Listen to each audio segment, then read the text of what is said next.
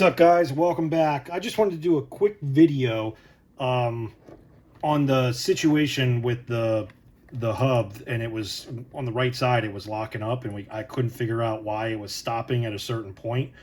And I took it apart at the track and looked at it, and I couldn't really find anything other than if it's hard to see with the shadows, but right in here is a hole where this screw goes into, and the head was, you could see the marks here, it was hitting that.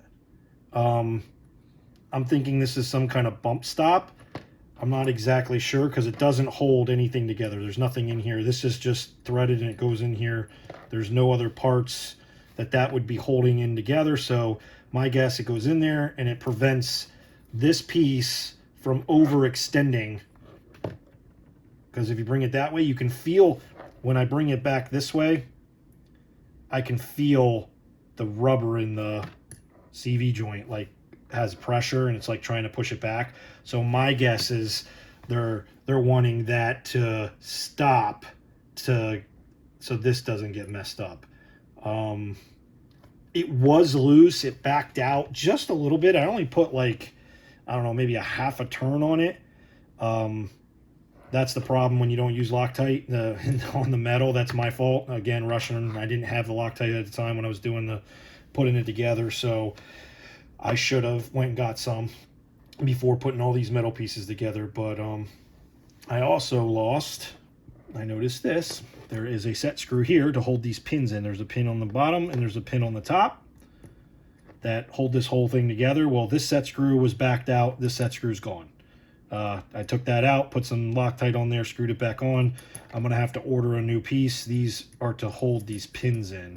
And I'm surprised that this did not come out on the track. I guess because of it being on top, the gravity, and it's not really wedged in there, but it sits in there pretty firmly. You'd have to take some force to knock that out.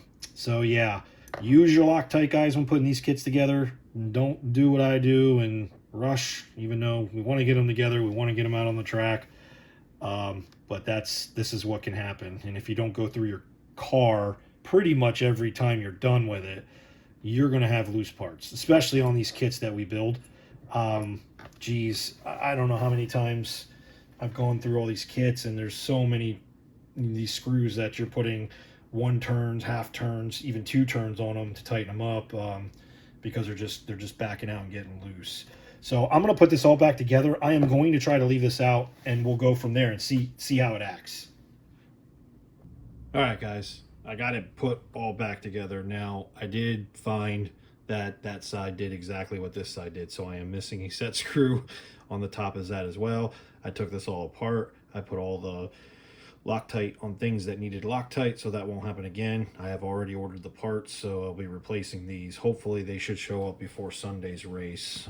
Since it is within the state, I'm expecting them Friday, Saturday, so I should be good.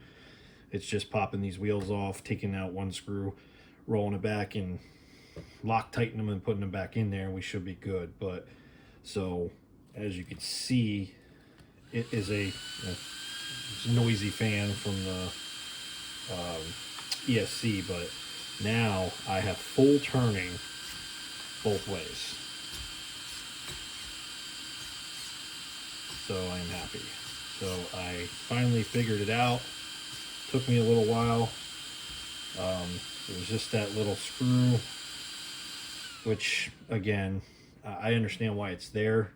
I get it. They don't want you to overextend, because you can set this has more room, and I can overextend the servo and pull that in, and it would probably damage those boots. But the servo's set pretty good. It's not doing anything. It's right where it needs to be, and I think I fixed the problem. So we'll see. All I gotta do is still solder this back on. Keeps falling off, don't know why. So I'll solder that back on again, and hopefully we're ready to go for Sunday, and I can actually get some quality track time and race time with the kit. So stay tuned, guys, because that's coming up.